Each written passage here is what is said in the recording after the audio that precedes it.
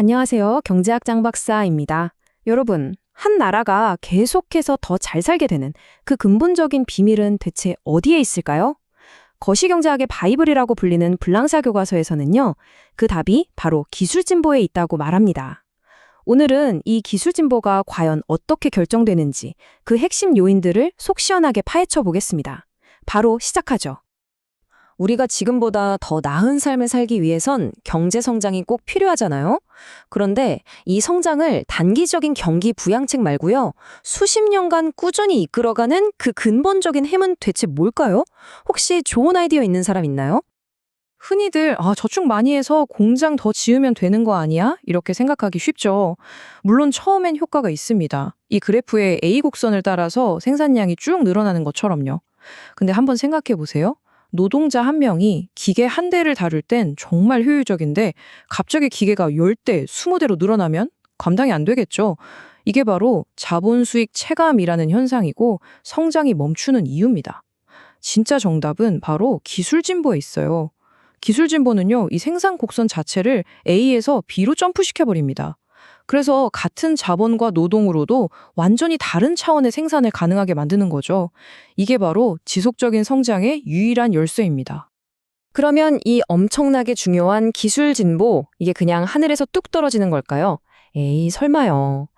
이건 기업과 정부가 의도적으로 시간과 돈, 그리고 수많은 사람들의 노력을 쏟아붓는 연구개발, 바로 R&D 활동의 결과물입니다. 우리가 매일 쓰는 스마트폰, 아플 때 먹는 신약, 전부 다 R&D의 산물인 거죠. 자, 그럼 이제부터 본격적으로 들어가 보죠. R&D에 돈만 그냥 쏟아붓는 거고 다 될까요? 그렇지가 않습니다. 기술 진보율을 결정하는 첫 번째 요인은 바로 연구의 비옥성입니다. 이게 뭐냐면 똑같은 씨앗을 뿌려도 어떤 땅은 수확이 잘 되고 어떤 땅은 안 되잖아요? 그거랑 똑같다고 보시면 돼요. 교수님, 근데 연구의 비옥성이란 말이 좀 와닿지가 않는데요. 좀 더 쉽게 설명해 주실 수 있을까요? 오, 아주 좋은 질문이요. 아주 좋습니다. 쉽게 말해서 가성비라고 생각하면 딱 맞아요. 똑같이 100억 원을 R&D에 투자를 했는데 어떤 분야에서는 세상을 바꿀 만한 아이디어가 막 쏟아져 나오지만 다른 분야에서는 별다른 성과가 없을 수도 있겠죠? 이렇게 R&D 투입 대비 산출, 즉 새로운 아이디어가 얼마나 잘 나오는지를 나타내는 촉도가 바로 연구의 비옥성입니다.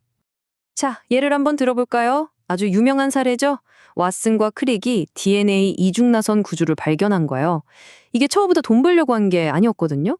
순수한 지적 호기심에서 시작된 기초 연구였어요. 그런데 이게 어떻게 됐죠? 바로 이 발견 하나가 유전공학이라는 어마어마한 문을 열어버린 거예요. 그리고 수많은 신약과 새로운 치료법을 개발하는 응용 연구로 이어졌죠. 결국 수많은 신제품으로 우리 삶을 바꾼 겁니다. 이처럼 성공적인 기초 연구 하나가 수많은 응용 기술을 낳는 아주 비옥한 토양이 될 수 있는 거죠. 자, 이렇게 연구의 비옥성이 높아서 좋은 아이디어가 막 쏟아져 나온다고 칩시다. 그런데 기업 입장에서 이거 개발해봤자 나한테 이득이 될까? 이런 생각이 들면 투자를 할까요?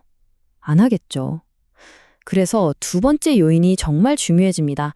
바로 전율 가능성, 쉽게 말해 이익을 내 것으로 만들 수 있는 힘입니다. 교수님, 질문 있습니다.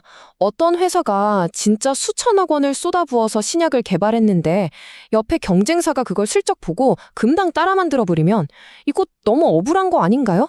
이러면 누가 힘들게 개발하려고 하겠어요. 와, 진짜 핵심을 찌르는 질문이네요. 바로 그거예요. 맞아요.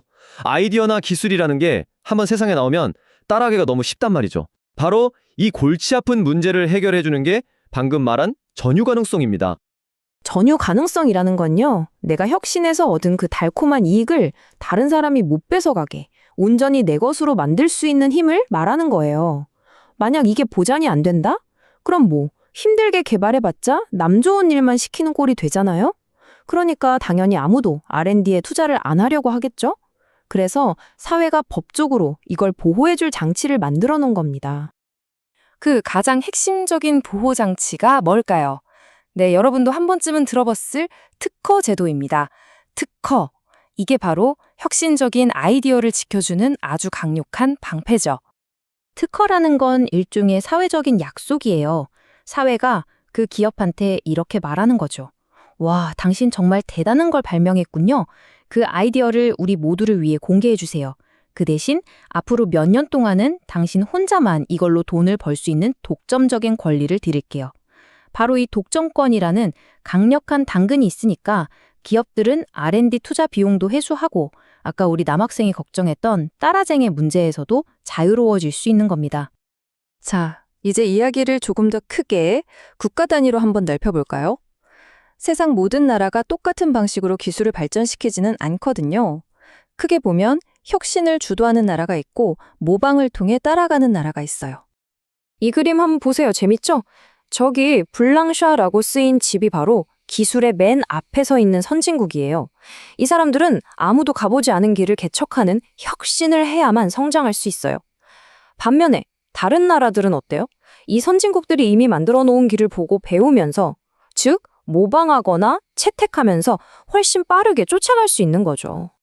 그런데 여기서 정말 중요한 게 있어요. 선진국 기술을 따라하는 게 무슨 컴퓨터에서 복사해서 붙여넣기 하는 것처럼 쉬운 일이 절대 아니라는 거예요.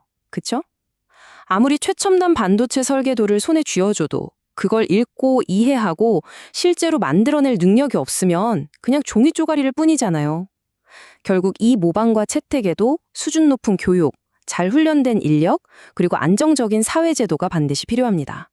이 그래프가 정말 재미있는 사실을 보여주는데요. 1930년대 미국에서 교배종 옥수수라는 당시로서는 아주 획기적인 신기술이 나왔을 때 이야기예요. 보시면 주마다 이 기술을 받아들이는 속도가 엄청나게 달랐어요.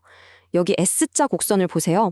아이오와주는 엄청나게 빨리 신기술을 도입했는데 텍사스나 엘라베마 같은 주는 훨씬 느렸죠. 왜 그랬을까요? 이유는 간단해요. 바로 돈이 됐기 때문입니다. 아이오와의 땅과 기후에 이 새로운 옥수수가 가장 큰 수익을 안겨줬기 때문에 농부들이 너도 나도 이걸 심기 시작한 거예요. 그러니까 기술을 따라하는 것조차도 결국엔 경제적인 유인이 있느냐 없느냐에 따라 결정된다는 걸 보여주는 아주 좋은 예시죠. 자, 그래서 정리를 해보자면요. 미국이나 독일 같은 선진국들은 R&D를 통해서 세상에 없던 걸 만들어내는 혁신으로 성장을 하고요. 반면에 과거의 우리 대한민국이나 지금의 많은 개발도상국들은 선진 기술을 빠르게 배우고 우리 실정에 맞게 적용하는 모방과 채택을 통해서 훨씬 더 빠른 속도로 성장할 수 있는 기회를 잡는 겁니다. 자, 오늘 우리는 경제 성장의 가장 깊숙한 곳에 있는 엔진, 바로 기술 진보가 어떤 원리로 움직이는지 함께 살펴봤습니다. 이제 오늘 배운 내용 핵심만 딱딱 짚어서 정리하고 여러분이 한번 고민해 볼 만한 질문을 던지면서 마무리하도록 하겠습니다. 오늘의 핵심 정리입니다. 첫째, 기술 진보는 로또가 아니다. 의도적인 R&D 투자의 결과물이라는 거. 둘째, 모든 R&D가 성공하는 건 아니죠. 그 성패는 연구의 비용성, 즉 투입 대비 산출 효율에 달려 있다는 점. 셋째, 기업들이 목숨 걸고 R&D에 뛰어들게 만드는 힘은 뭐다? 바로 전유 가능성, 특허 제도를 통해 혁신의 과실을 확실하게 보장해줘야 한다는 것.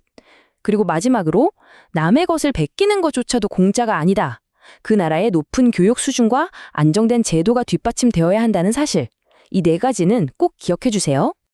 그럼 마지막으로 이 질문을 여러분께 한번 던져보겠습니다. 인공지능, 바이오, 우주기술, 앞으로 우리 대한민국의 미래를 이끌어갈 차세대 혁신은 과연 어디에서 나올까요? 그리고 더 중요한 질문입니다. 그 혁신이 꽃피울 수 있도록 오늘 우리가 배운 비옥한 연구 환경과 확실한 이익 보장이라는 이 두 개의 날개를 달아주기 위해서 우리 사회는 어떤 제도와 합의를 만들어 가야 할까요? 이건 그냥 교과서 속 경제학 문제가 아닙니다. 바로 우리 모두의 미래가 걸린 질문이죠. 한번 깊이 생각해 보시면 좋겠습니다. 오늘 설명은 여기까지입니다. 감사합니다.